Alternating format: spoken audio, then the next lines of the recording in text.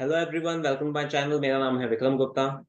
Last video में हमने third chapter की सेकंड एक्सरसाइज का कॉन्सेप्ट सीख लिया था। सब्स्टिट्यूशन मेथड क्या होता है, उसे कैसे हम सॉल्व करते हैं, उस मेथड से क्वेश्चंस को वो सब हमने देखा था।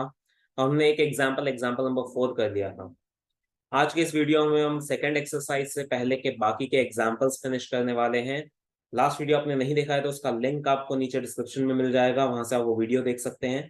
और इस चैप्टर के सारे वीडियोस की प्लेलिस्ट का लिंक भी नीचे डिस्क्रिप्शन में मिल जाएगा।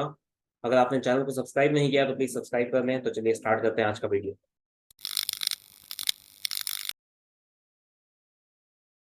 तो अब हम एग्जाम्पल नंबर 5 करते हैं एनसीईआरटी का। तो अब एग्जाम्पल नंबर 5 में हमें एक वर्ड प्रॉब्लम दिया है।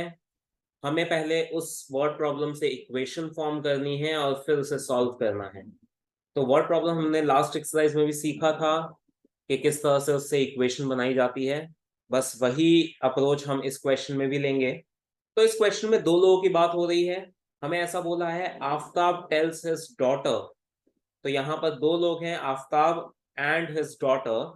उन दोनों की प्रेजेंट एज क्या है वो हमें क्वेश्चन में नहीं दिया है, वो हमें फाइंड करना है। तो हम उसे एक्स और वाई ले लेंगे। ये हमने पहले भी सीखा था कि जो चीज क्वेश्चन में नहीं गिवन होती है, जो हमें फाइंड करना होता है, उसे हम एक्स और वाई अज्यूम करते हैं।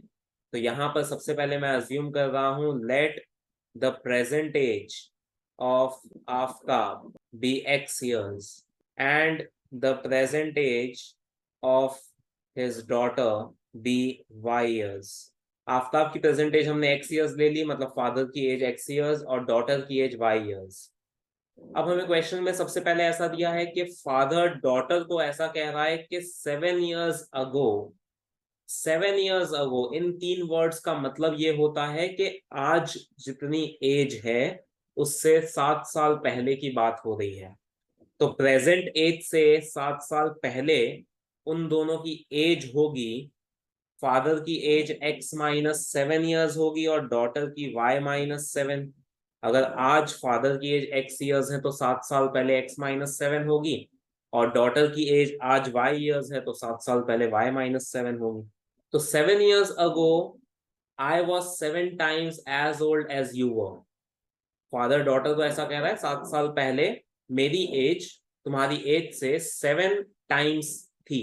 तो 7 साल पहले जो डॉटर की एज थी, मतलब y-7, उसका 7 टाइम्स करेंगे, मतलब इसको 7 से मल्टीप्लाई करेंगे तो हमें फादर की एज मिल जाएगी, 7 साल पहले की एज। तो इससे हमें ये इक्वेशन मिलेगी। अब बस इस इक्वेशन को हम थोड़ा सिंप्लीफाई कर लेते हैं। स्टैंडर्ड फॉर्म में लाने के लिए 7 को अंदर मल्टीप्लाई करेंगे तो उससे हमें ऐसा मिलेगा। 7y को यहाँ शिफ्ट करते हैं और -7 को राइट साइड पर शिफ्ट करते हैं। तो ये आ जाएगा x-7y इक्वल्स टू -42। ये है फर्स्ट इक्वेशन। अब हमें एक स्टेटमेंट और दिया है क्वेश्चन में, 3 years फ्रॉम नाउ, मतलब आज से 3 साल बाद। तो आज से 3 साल बाद का मतलब हो गया उनकी जो प्रेजेंट एज है उसमें हमें 3 ऐड करना है। अगर प्रेजेंट एज x ईयर्स है फादर की तो 3 साल बाद एज हो जाएगी x+3, और डॉटर की एज हो जाएगी 3 साल बाद y+3। तो हमें ऐसा बोला है कि 3 years from now I will be 3 times as old as you will be. मतलब जो डॉटर की एज होगी 3 साल बाद, उसका 3 टाइम्स करेंगे, उसमें 3 मल्टीप्लाई करेंगे तो हमें फादर की एज मिलेगी। तो ये इक्वेशन आती है उससे। इसको हम सिंप्लीफाई कर लेते हैं। 3 अंदर मल्टीप्लाई होगा तो ये ऐसा आएगा। 3y को शिफ्ट कर देते हैं लेफ्ट साइड पे और 3 को शिफ्ट कर देते हैं राइट साइड पे। तो इक्वेशन आएगी x-3y इक्वल्स टू 6। तो ये दो इक्वेशंस आ गई है। ये हमने इस सिचुएशन को, जो हमें क्वेश्चन में स्टेटमेंट दिए थे, उसे एल्जेब्रिकली रिप्रेजेंट कर दिया। इसे कहते हैं एल्जेब्रिक रिप्रेजेंटेशन, मतलब इक्वेशंस फॉर्म करना। अब हम इसे पहले सब्स्टिट्यूशन मेथड से सॉल्व कर लेते हैं एक्स और वाई की वैल्यू निकालने के लिए। तो जैसा कि हमने देखा है पहले कि सब्स्टिट्यूशन मेथड में क्या होता है, हम किसी भी एक इक्वेशन से कोई भी एक वेरिएबल की वैल्यू निकाल देते हैं और उसे दूसरी इक्वेशन में रख देते हैं। ये हमने लास्ट वीडियो में सीखा था। वो वीडियो आपने नहीं देखा है तो उसका लिंक आपको ऊपर आई बटन में मिल जाएगा, वहां से आप वो वीडियो देख सकते हैं। तो अभी मैं यहाँ पर फर्स्ट इक्वेशन में से सपोज x की वैल्यू निकाल देता हूँ। किसी भी एक इक्वेशन से हम एक वेरिएबल निकाल सकते हैं। तो मैं फर्स्ट इक्वेशन ले रहा हूँ from equation 1, x equals to 7y minus 42 आएगा, 7y को शिफ्ट कर दिया, ये x की वैल्यू आ गई y के टर्म्स में, इसे हम सब्सटीट्यूट कर देंगे इक्वेशन 2 में।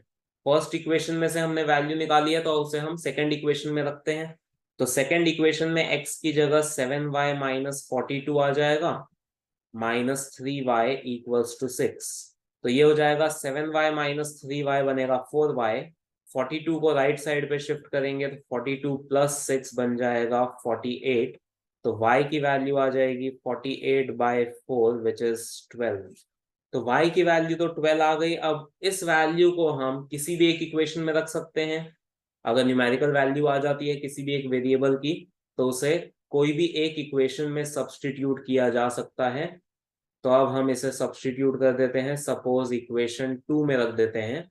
मैं सेकंड इक्वेशन में रख रहा हूँ y की वैल्यू, आप चाहें तो फर्स्ट इक्वेशन में भी रख सकते हैं।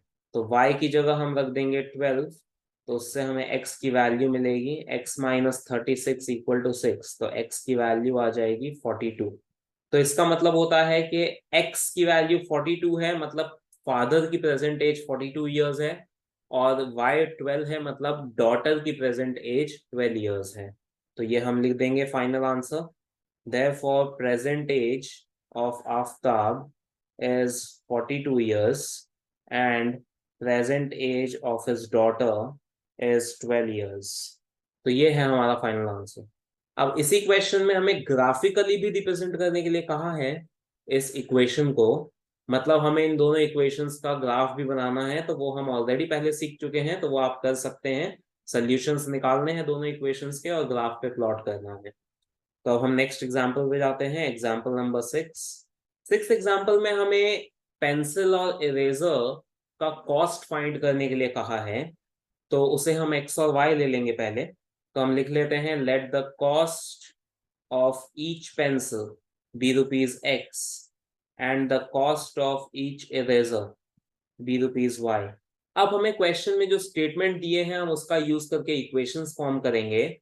तो फर्स्ट स्टेटमेंट हमें ऐसा दिया है कि cost of 2 pencils and 3 eraser. एक पेंसिल का कॉस्ट अगर x रुपीज है तो 2 पेंसिल का हो जाएगा 2x, और एक इरेजर का कॉस्ट y रुपीज है तो 3 इरेजर का हो जाएगा 3y। तो 2 पेंसिल और 3 इरेजर का कॉस्ट हो गया 2x प्लस 3y, जो हमें गिवन है क्वेश्चन में 9 रुपीज। ये हमारी फर्स्ट इक्वेशन आ गई। फिर हमें सेकंड स्टेटमेंट दिया है कॉस्ट ऑफ 4 पेंसिल्स। 4 पेंसिल्स का कॉस्ट हो जाएगा 4x एंड 6 इरेजर्स का कॉस्ट हो जाएगा 6y, जो हमें दिया है 18 रुपीज। तो ये हो गई सेकंड इक्वेशन। तो ये दो इक्वेशंस हैं, अब इन दोनों को हम सॉल्व करते हैं सब्स्टिट्यूशन मेथड से। तो यहाँ पर मैं सपोज सेकंड इक्वेशन से y की वैल्यू निकाल लेता हूँ। तो यहाँ से 6y को सेम रखते हैं, 4x को शिफ्ट कर देते हैं। अब 6 को यहाँ डिनोमिनेटर में ले जाएंगे तो y की वैल्यू आएगी 18 माइनस 4x अपॉन 6। ये हमने सेकंड इक्वेशन से निकाली है, तो हम इसे सब्स्टिट्यूट करेंगे फर्स्ट इक्वेशन के अंदर, सब्स्टिट्यूटिंग इन इक्वेशन 1। तो फर्स्ट इक्वेशन में हम y की जगह सब्स्टिट्यूट कर देते हैं 18 माइनस 4x/6। ये 3 कैंसिल होगा इसके साथ। अब एलसीएम ले लेंगे तो ये 2 इधर मल्टीप्लाई हो जाएगा 2x में, तो ये बनेगा 4x plus 18 minus 4x/2 equals to 9। 4x cancel हो गया, 18 और ये 2 को यहाँ शिफ्ट कर देते हैं, क्रॉस मल्टीप्लाई कर रहे हैं, तो फिर ये आ जाएगा 18। तो अब आप देख सकते हैं यहाँ पर क्या हो रहा है कि यहाँ पर कोई भी वेरिएबल की वैल्यू नहीं निकल रही है। जनरली क्या होता है कि हम, जैसे हमने पहले पिछले क्वेश्चन में देखा कि जब हमने फर्स्ट इक्वेशन में से x निकाला और उसे सेकंड इक्वेशन में सब्स्टिट्यूट किया तो उससे y की वैल्यू आ गई, ये वैल्यू। क्योंकि यहाँ पर सब्स्टिट्यूट करने के बाद y बच रहा है इक्वेशन में, वो एलिमिनेट नहीं हुआ, कैंसिल नहीं हुआ, इसलिए y की वैल्यू मिल गई हमें। लेकिन अब इस क्वेश्चन में ऐसा हो रहा है कि जब हमने फर्स्ट इक्वेशन में सब्स्टिट्यूट की y की वैल्यू तो x भी एलिमिनेट हो गया, x भी कैंसिल आउट हो गया, तो इस इक्वेशन के अंदर कोई वेरिएबल ही नहीं बचा। अगर कोई वेरिएबल बचा ही नहीं है तो हम x या y की वैल्यू कैसे निकालेंगे? अगर यहाँ पर x बच जाता तो हम x की वैल्यू फाइंड कर पाते, लेकिन x भी कैंसिल हो गया, मतलब हम x की वैल्यू नहीं निकाल पाएंगे, और x नहीं निकलेगा तो y भी नहीं निकलेगा। तो ऐसा तभी होता है जब किसी इक्वेशन के, पेयर ऑफ इक्वेशन के यूनिक सोल्यूशन नहीं होते। अगर इंटरसेक्टिंग लाइंस वाला केस होता है जिसमें यूनिक सोल्यूशन होता है, उस केस में एक्स और वाई की वैल्यू मिल जाती है हमें, जो अभी तक हमें मिल रही थी, जैसे इस क्वेश्चन में मिल रही है, मतलब ये इंटरसेक्टिंग लाइंस वाला केस है, यूनिक सोल्यूशन। लेकिन जो पैरेलल लाइंस या फिर कोइंसिडेंट लाइंस वाला केस होता है, उसमें एक्स या वाई की वैल्यू हमें नहीं मिलती। ये हम ऑलरेडी सीख चुके हैं कि पैरेलल लाइंस में नो सोल्यूशन होता है, उसमें एक्स और वाई की वैल्यू एग्जिस्ट ही नहीं करती, तो वहां पर हमें एक्स और वाई की वैल्यू नहीं मिलेगी। और जो को इंसिडेंट लाइन्स होती हैं उसमें एक्स और वाई की इनफाइनाइट वैल्यूज एग्जिस्ट करती है, मतलब वहां पर एक्स और वाई की सिंगल वैल्यू नहीं मिलेगी, बहुत सारी वैल्यूज हो सकती हैं। तो ये जो केस आया है वो इन दोनों में से कोई एक केस है, या तो ये पैरेलल लाइंस वाला केस है या फिर ये कोइंसिडेंट लाइंस वाला केस है। तो अब इन दोनों में से कौन सा केस है वो हमें कैसे पता चलेगा? ये जो हमारी फाइनल इक्वेशन आई है जिसमें वेरिएबल कोई नहीं है, लेकिन दोनों तरफ जो कांस्टेंट है वो सेम है, दोनों तरफ जो नंबर है वो सेम है, मतलब मैं कह सकता हूं कि ये जो इक्वेशन है ये एक ट्रू इक्वेशन है, ये सही है, 18 इक्वल टू 18 इज करेक्ट।